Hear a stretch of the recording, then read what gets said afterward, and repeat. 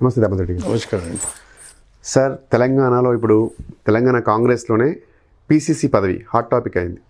Telangana Congress committee అధ్యక్ష పదవి ముఖ్యంగా ఏంటంటే రేవంత్ రెడ్డి పేరు బాగా వినిపిస్తూ ఉంది సార్. అంటే రేవంత్ రెడ్డి గారికి కన్ఫామ్ అయిపోయింది టీపీసీసీ పదవి అనేది. దీనిపై మీరు ఏమంటారు అసలు? అంటే కొంతమంది నాయకులు రేవంత్ రెడ్డి వ్యతిరేకిస్తూ ఉన్నారు. దీనిపై మీ అభిప్రాయం ఏంటి? సీనియర్ కాంగ్రెస్ నేతగా 5 సార్లు ఎమ్మెల్యేగా ఉన్నారు మీరు, చాలా కాంగ్రెస్ లాయల్ ఫ్యామిలీ, దీనిపై మీరు ఏమంటారు? రేవంత్ రెడ్డి గారి ఫైనలైజ్ అని చెప్పి మీడియాలో వస్తుంది తప్ప మాకు హైకమాండ్ చెప్పే వరకు మేము రేవంత్ రెడ్డి గారు పీసీసీ అవుతాడని మేము అనుకోం. అందరి అభిప్రాయం తీసుకున్నారు. మా AICC secretary incharge, Telangana incharge Manickam Tagore గారు అందరి అభిప్రాయం తీసుకున్నారు. నా అభిప్రాయం కూడా తీసుకున్నాడు. మీ మొదటి నుంచి కూడా మా family 4 generations we are in Congress. We never left Congress. తర్వాత మా తాత, మా నాన్న, మా అన్న, నేను, మా కుమారులు అందరం కూడా కాంగ్రెస్ పార్టీలు. కాంగ్రెస్ పార్టీ ఎప్పుడు కూడా నేను చూస్తున్నాను. పివి నరసింహారావు గారు ముఖ్యమంత్రి అయినప్పటి నుంచి నేను ఆ రోజు స్టూడెంట్ లీడర్ ఉంటేనే హన్మకొండలో. ఆ రోజు యూత్ కాంగ్రెస్ టౌన్ వైస్ ప్రెసిడెంట్గా ఉంటేనే. అప్పటి నుంచి పివి నరసింహారావు గారు ముఖ్యమంత్రి అప్పటి నుంచి చాలామంది ముఖ్యమంత్రులతో నేను పనిచేసినాను. పివి నరసింహారావు గారితో నేనైతుంది, చెన్నారెడ్డి గారితో నేనైతుంది, విజయభాస్కర్ రెడ్డి గారితో, ఎన్ జనార్దన్ రెడ్డి గారితో, రోషయ్య గారితో, రాజశేఖర్ రెడ్డి గారితో, కిరణ్ కుమార్ రెడ్డి గారితో, వీరందరితో, జనగా వెంకటరావు గారితో, వీళ్ళందరితో నేను పనిచేసినాను. కాంగ్రెస్ పార్టీ ఎప్పుడు కూడా హైకమాండ్ కూడా డిసైడ్ చేసే వరకు పేరు బయటికి రాదు. బహుశా 2-3 days రావచ్చు, ఎందుకంటే అందరి అభిప్రాయం తీసుకున్నారు. కాబట్టి రేవంత్ రెడ్డి గారికి మీడియాలో బాగా ప్రచారం చేస్తున్నారు, వస్తుందని చెప్పి చేస్తున్నారు. నేను ఒక ప్రముఖ పత్రికల్లో కూడా రేవంత్ రెడ్డి గారు పీసీసీ ప్రెసిడెంట్, తది మా నాయకులకు కూడా పదవులు వస్తున్నట్టు రాసినారు. కానీ కాంగ్రెస్ పార్టీ అధిష్టాన వర్గం ఆఖరి వరకు అనౌన్స్ చేసే వరకు ఎవరికి తెలియదండి. ఇంకో విషయం అంటే రేవంత్ రెడ్డి కన్ఫామ్ అయిపోయింది అని చెప్పేసి కాంగ్రెస్ సీనియర్ నేత వి హనుమంతరావు బహిరంగంగా అసలు ప్రెస్ మీట్ పెట్టారు. అతనికి ఇస్తే మేము పార్టీని కూడా వదిలేసి వెళ్తామన్న మాటలు కూడా మాట్లాడారు. అలాంటి వ్యక్తులకి పీసీ పదవి ఇవ్వద్దు, టీపీసీ పదవి ఇవ్వద్దు, ఇస్తే పార్టీకి ఉన్న వాల్యూ కూడా పోతుందని చెప్తున్నారు. దీనిపై మీరు ఏమంటారు? చూడండి, అది వి హనుమంతరావు గారి అభిప్రాయం. వి హనుమంతరావు గారితో నాకు చాలా సంవత్సరాల నుంచి పరిచయం ఉంది. యాక్చువల్గా రాజకీయాలకు తీసుకొచ్చింది, క్రియాశీల రాజకీయాలు తీసుకొచ్చింది హనుమంతరావు గారు. తను ప్రెసిడెంట్గా ఉన్నప్పుడు నేను బాడీలో నేను కోశాధికారిగా ఉన్నాను. ఆయన మనస్తత్వం నాకు బాగా తెలుసు. ఆయనతో ఈ మధ్య నేను కూడా చాలాసార్లు డిస్కషన్లో పాల్గొన్నాను. ఆయనే ఒకటే ఉద్దేశం, ఆయన కాన్సెప్ట్ కూడా ఏంటంటే, ఇదివరలో ఇందిరాగాంధీ గారు ఉన్నప్పుడు కాంగ్రెస్ పార్టీకి ఒక బ్యాంక్ ఉండే, అవును, వీకర్ సెక్షన్ బ్యాంక్ ఉండే. దాని తర్వాత బీసీలు కూడా ఆ రోజు కాంగ్రెస్ పార్టీ వెంట ఉన్నారు, ఎస్సీలు ఎస్టీలు. కానీ రామారావు వచ్చిన తర్వాత బీసీ బ్యాంక్ అంతా అతను తీసుకున్నాడని, అందుగురించే మళ్ళీ బీసీలను అట్రాక్ట్ చేయాలని చెప్పి ఆలోచనతో వి హనుమంతరావు గారు ఆ విధంగా నాతో డిస్కస్ కూడా చేయడం జరిగింది. అది వాస్తవం. ఈరోజు బీసీ ఓటర్స్ 52% ఉన్నారు. వాళ్ళు అట్రాక్ట్ చేయాలంటే ఏదో ఒక కార్యక్రమం తీసుకోవాలి కాంగ్రెస్ పార్టీ. అందుగురించే వారు ఆ ఆలోచనతోనే అని ఉంటారని అనుకుంటాను. ఓకే సార్, బీసీకి పదవటంలో ప్రాబ్లం లేదు, కానీ రేవంత్ రెడ్డి గారికి టీపీసీ ఇవ్వద్దు అంటున్నారు. అది హనుమంతరావు గారి అభిప్రాయం అండి. అదే హనుమంతరావు గారి అభిప్రాయం. బహుశా ఆయన కూడా 10 సార్లు చెప్పింటాడు, లాయలిస్టులకు ఇవ్వాలి, సీనియర్స్కి ఇవ్వాలని. అది హనుమంతరావు గారి అభిప్రాయం అండి. సూటిగా క్వశ్చన్ సార్, రేవంత్ రెడ్డి గారికి టీపీసీ ఇస్తే కాంగ్రెస్ పార్టీ తెలంగాణలో పరిస్థితి మారే అవకాశం ఉందంటారా మీ మాటల్లో? రేవంత్ రెడ్డి గారికి పీసీసీ ఇచ్చినా, ఎవరికి పీసీసీ ఇచ్చినా కాంగ్రెస్ క్రమశిక్షణ కార్యకర్తగా నేను సపోర్ట్ చేయాలి. నేను చాలాసార్లు మేము ఇంటర్నల్గా ఎన్నో 40 సంవత్సరాల క్రియాశీల రాజకీయాలు చాలా చూసినాను. కానీ ఎప్పుడు కూడా మేము ప్రెస్కు పోం. అదేవిధంగా ఈరోజు మీరు రేవంత్ రెడ్డి గారికి ఇస్తే ఎట్లా ఉంటుందని మీరు నన్ను ప్రశ్నిస్తున్నారు. రేవంత్ రెడ్డి గారికి ఇచ్చినా, ఎవరికి ఇచ్చినా కూడా కాంగ్రెస్ పార్టీలో ఉండబడిన అందరి నాయకులను సమన్వయం చేసుకొని పోయినప్పుడే కాంగ్రెస్ పార్టీ రేపు 2023లో గెలవగలుగుతుందని చెప్పి ఈ సందర్భంగా అలా సమన్వయం చేసుకోగల అంటారా రేవంత్ రెడ్డి? చేయాల్సి వస్తుంది. హైకమాండ్ తప్పనిసరిగా సమన్వయం చేసుకునే కార్యక్రమం చేస్తుంది. ఆయనకు ఫ్రీడమ్ ఇస్తుందని నేను అనుకోను. వారికే కాదు ఎవరికైనా కూడా పీసీసీ ప్రెసిడెంట్ ఇచ్చినప్పుడు అంత ఫ్రీడమ్ ఇవ్వరు. అంటే రెడ్డి సామాజిక వర్గం కూడా తెలంగాణలో one of the main Congress పార్టీకి, వాళ్ళు కూడా చాలామంది వ్యతిరేకిస్తున్నారు. మరోవైపు కోమటిరెడ్డి గారు నాకు పీసీసీ పదవి కావాలని చెప్పేసి ప్రయత్నాలు కొనసాగిస్తున్నారు. ఎవరు అడుగుటలో తప్పు లేదండి, ఎవరైనా నన్ను అడగవచ్చు. నా అటువంటి నాయకుడు మాత్రం నేను అడగను. ఎందుకొరకంటే మీ 4 జనరేషన్ నుంచి కాంగ్రెస్ పార్టీలో అందరికన్నా సీనియర్ ఎవరా అంటే తెలంగాణలో నేనే. ఎస్, అవును. 85లో ఎమ్మెల్యే అయింది నేనే. అవును. 85లో కాంగ్రెస్ పార్టీ ఎమ్మెల్యే అయింది నేను. జానారెడ్డి నా తర్వాతనే వచ్చిండు, జీవన్ రెడ్డి నా తర్వాతనే వచ్చిండు, సోకాల్ లీడర్స్ అందరూ నా తర్వాత వచ్చిన వాళ్ళే. కానీ ఈరోజు కాంగ్రెస్ పార్టీని ఎవరు వచ్చినా ఎవరు తీసుకున్నా కూడా సమన్వయంతో పోవాలి తప్ప ఆయనకి ఇస్తే నేను పని చేయను, ఈయనకి ఇస్తే నేను పని చేయను అంటే అది భావ్యం కాదు. కాంగ్రెస్ పార్టీ లాయలిస్ట్గా నేను చెప్తున్నాను, అందరం కలిస్తేనే కాంగ్రెస్ పార్టీ. మీరు ఒకసారి ఆలోచించినట్టయితే నిజంగా అందరికన్నా ఎక్కువ నేనే కాంగ్రెస్ పార్టీ లాయలిస్టును, సీనియర్ను. 5 సార్లు ఎమ్మెల్యే అయినాను. కానీ నేను ఆ పదవిని నేను ఆశించటం లేదు. నా ఆశయం ఒకటే, కాంగ్రెస్ పార్టీ రేపు 2023లో అధికారంలోకి వచ్చేటందుకు మనం ఏం కార్యక్రమం చేయాలో అది చేయబోతున్నాం. ఆస్కారం ఉందా సార్ 2000 రాబోయే ఎన్నికల్లో కాంగ్రెస్ అధికారంలోకి వస్తుందని? 100% వస్తుందండి. అందరం కలిసి ఒక ప్లాన్ ప్రకారం చేసుకోవాలి. అంటే చిన్న పీసీ పదవి కోసమే, తెలంగాణ పీసీ పదవి కోసం కొట్టుకుంటున్నారు.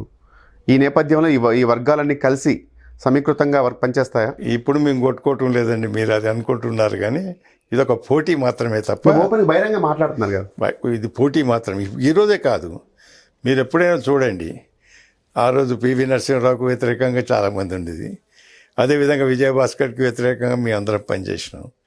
అదేవిధంగా జనార్దన్ రెడ్డికి వ్యతిరేకంగా ఉండే, చెన్నారెడ్డికి వ్యతిరేకంగా ఉండే.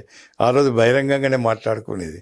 ఈ రోజున తక్కువ మాట్లాడుతున్నారు, కానీ ఆ రోజు బహిరంగంగా మాట్లాడుకునేది. అయినా కూడా సమయం వచ్చినప్పుడు మేము అందరం కలిసి పనిచేసుకున్నాం. ఎన్నికలు వస్తే అందరం కలిసి పనిచేసుకుంటాం తప్ప ఈ విధంగా కొట్లాడుకునే అవకాశం ఉండదు, పోట్లాడే అవకాశం ఉండదు, పోటీ పడే అవకాశం కూడా ఉండదు. మరోవైపు ఎస్సీలకు కూడా టీపీసీ పదవి అడుగుతున్నారు. దీనిపై మీరు ఏమంటారు? ఎవరికి ఇచ్చినా అభ్యంతరం లేదు, ఒకటే టీం వర్క్తో పోవాలి. మా మాణిక్యం ఠాగూర్ గారు చెప్తుంటారుగా, ఇన్ఛార్జ్ గారు, ఈజ్ అ టీంలో అందరు కలిసి పనిచేస్తేనే ప్రభుత్వం వస్తుంది. అంతే తప్ప ఎంత సమన్వయంతో ఒక టీం వర్క్ పనిచేస్తేనే రేపు ప్రభుత్వం తప్పనిసరిగా తీసుకురాగలుగుతాం. ఇప్పుడు దామోదర్ రెడ్డి గారిని పిలిచి సోనియా గాంధీ పీసీ చీఫ్ తీసుకుంటారా?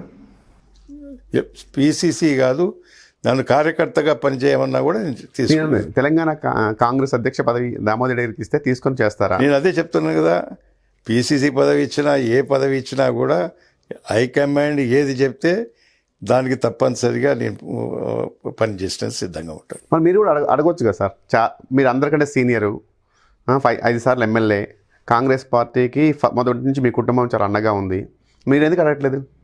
కాంగ్రెస్ పార్టీకి అన్నీ తెలుసా అండి, మా గురించి తెలుసు, అందరి గురించి తెలుసు. మాణిక్యం ఠాగూర్ గారు అందరినీ ఆలోచించినారు.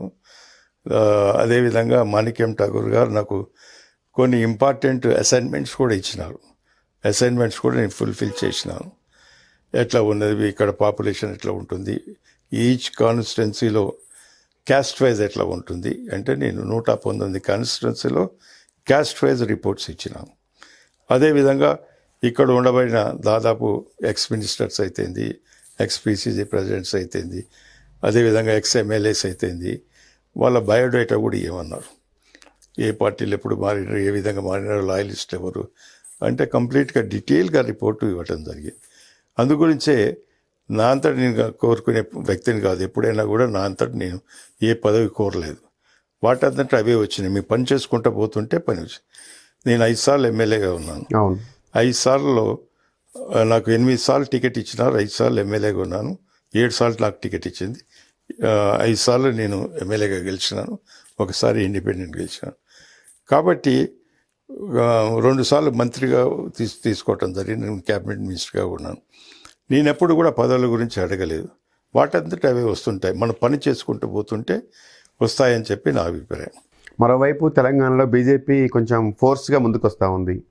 ఈ నేపథ్యంలో వాళ్ళు దుబ్బాక గెలిచారు, గ్రేటర్ గెలిచారు, నెక్స్ట్ నాగార్జున టార్గెట్ అంటున్నారు. నాగార్జున సీటు ఎలా ఉండబోతుంది సార్ బైపోల్? చూడండి, దుబ్బాకలో ఒక తీరుగా GMC greater Hyderabad municipality corporation ఒక తీరుగా, రేపు నాగార్జున అవుతాడు. నిజంగా మనం చూసినట్టయితే దుబ్బాక ఎలక్షన్ చూసినట్టయితే అక్కడ మనం అనలైజ్ చేసుకుంటే ఏదైతే నాకు చాలా దగ్గర మిత్రుడు ముత్యం రెడ్డి గారు, మీ ఇద్దరం ఎమ్మెల్యేలుగా ఉన్నాం ఒక సమయంలో. మేము చాలా ఆయనకు వ్యవసాయం అంటే చాలా ఇష్టం, నాకు వ్యవసాయం అంటే ఇష్టం. ఇక్కడే కాదు చాలా కంట్రీస్ కూడా తిరిగినాం వ్యవసాయం గురించి. ఆయన గురించి కానీ ఆయన ఫ్యామిలీ గురించి మాకు బాగా తెలుసు. కానీ దుబ్బాక ఎలక్షన్ వచ్చినప్పుడు మరి టీఆర్ఎస్ వ్యతిరేకంగా ప్రజలు నిర్ణయం చేసుకున్నారు. కానీ మా క్యాండిడేట్ శ్రీనివాసరెడ్డి గారు ఆ రోజు టీఆర్ఎస్ నుంచి ఇమీడియట్గా రావటం జరిగింది. మీరు మొన్న చూసినారు, మన పోయిన ఎన్నికల్లో మేము 19 మంది కాంగ్రెస్ ఎమ్మెల్యేలు గెలిస్తే 13 మంది పోయినారు, అవును, ఒక 6 మిగిలినారు. అది దుష్ప్రచారం చేసినారు మీడియా ద్వారానైతే. ఈ విధంగా శ్రీనివాసరెడ్డి గెలిస్తే మళ్ళీ టీఆర్ఎస్కి పోతారని. టీఆర్ఎస్కు వ్యతిరేకంగా అక్కడ ప్రజలు నిర్ణయం చేసుకున్నారు కాబట్టి నెక్స్ట్ ఆల్టర్నేట్ చూసినారు. నెక్స్ట్ ఆల్టర్నేట్ బీజేపీ ఉన్నది. అదేవిధంగా రఘునందన్ రావు గారు 3 సార్లు పోటీ చేసినారు, అక్కడ ఓడిపోయినారు. కొంత సానుభూతి ఉన్నది. అందులో టీఆర్ఎస్ వ్యతిరేకం, మళ్ళీ ఈ క్యాండిడేట్కి వేస్తే మళ్ళీ టీఆర్ఎస్కి పోతారని చెప్పి బీజేపీకి వేయటం జరిగింది. అందుగురించి రఘునందన్ రావు గారు అక్కడ గెలిచారు. జిహెచ్ఎంసీ ఎన్నికల్లో కూడా మనం చూసినట్టయితే ఇక్కడ కూడా టీఆర్ఎస్కు వ్యతిరేకంగా, ఉదాహరణకు మన సుధీర్ రెడ్డి గారు అయితేంది, సబితా ఇంద్రారెడ్డి గారు అయితేంది, కాంగ్రెస్ పార్టీ నుంచి పోయిన ప్రజలను మోసం చేసిన ఆలోచనతో నెక్స్ట్ ఆల్టర్నేటివ్గా ఏది ఉన్నది అని చెప్పి బీజేపీకి పోవడం జరిగింది. అంతే తప్ప కాంగ్రెస్ పార్టీ ఎప్పుడు వీక్ కాదని చెప్పి ఈ సందర్భంగా మనం. నాగార్జున బైపోల్ ఎలా ఉండబోతుంటారు? నాగార్జున తప్పనిసరిగా 100% మేము గెలవబోతున్నాం. అంటే క్యాండిడేట్ జానారెడ్డి గారు ఉంటారా లేక ఎవరున్నా గెలవచ్చు? జానారెడ్డి అయితే అడ్వాంటేజ్ ఉంటుంది, ఆయనకు పూర్తి అవగాహన ఉన్నాయి సార్. జానారెడ్డి గారు వేరే పార్టీ వెళ్ళబోతున్నారు. జానారెడ్డి గారు ఏ పరిస్థితిలో కూడా వేరే పార్టీ పోరు. ఆయనతో నాకు బాగా సన్నిహితం ఉన్నది కాబట్టి నేను చెప్తున్నా. వారి మనస్తత్వం నాకు బాగా తెలుసు కాబట్టి. ఆయన ఎక్స్పోజ్ కాడు, ఎప్పుడు కూడా లో ప్రొఫైల్ ఉంటాడు, ఎప్పుడు హై ప్రొఫైల్ ఉండడు. కాబట్టి ఆయనకు ఆర్గనైజేషన్లో చాలా దిట్ట. ఆయన క్యాబినెట్ మినిస్టర్గా గుడ్ అడ్మినిస్ట్రేటివ్ కాకుండా గుడ్ ఆర్గనైజర్ కూడా. అందుగురించి జానారెడ్డి 100% గెలుస్తాడు, మంచి మెజార్టీతో గెలుస్తాడు. చివరిగా ఒకటి సార్, అంటే టీపీసీ రేస్లో ఇప్పుడు ముఖ్యంగా రేవంత్ రెడ్డి, కోమరెడ్డి పేర్లు వినిపిస్తున్నాయి. దామోదర్ గారు ఎవరు కోట్ చేస్తారు? రేవంత్ రెడ్డి, వెంకటరెడ్డి కాకుండా చాలామంది మీరు చెప్పినట్టు బట్టి విక్రమార్క ఉన్నాడు, జగ్గారెడ్డి ఉన్నాడు, తర్వాత చాలామంది ఉన్నారు. కాబట్టి నేను హైకమాండ్ ఏది చెప్పినా కూడా హైకమాండ్కు అంటే మీకంటే ఒక ఉంటుంది కదా సార్, ఒక నాయకత్వం అనేది. ఇప్పుడు కోమటిరెడ్డి, వెంకయ్య, రేవంత్ రెడ్డి లేదా బట్టి విక్రమార్క. నేను ఇంతకుముందు చెప్పినాను, ఇంతమంది ముఖ్యమంత్రితో పనిచేసినాను, అందరికన్నా సీనియర్ ఇక కాంగ్రెస్ పార్టీలో సీనియరు.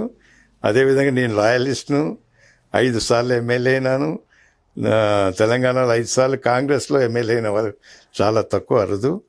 కాబట్టి నేను ఎప్పుడు కూడా హైకమాండ్ ఏది చెప్తే హైకమాండ్ చెప్తే, ఎవరు టీపీసీ చీఫ్ అయినా కూడా, ఎవరి పిసిసి ప్రెసిడెంట్ అయినా కూడా నేను పనిచేసిన సిద్ధంగా ఉంటాను. ఓకే సార్, చూద్దాం. చాలా thank you sir, thank you very much. Thank you. నమస్కారం.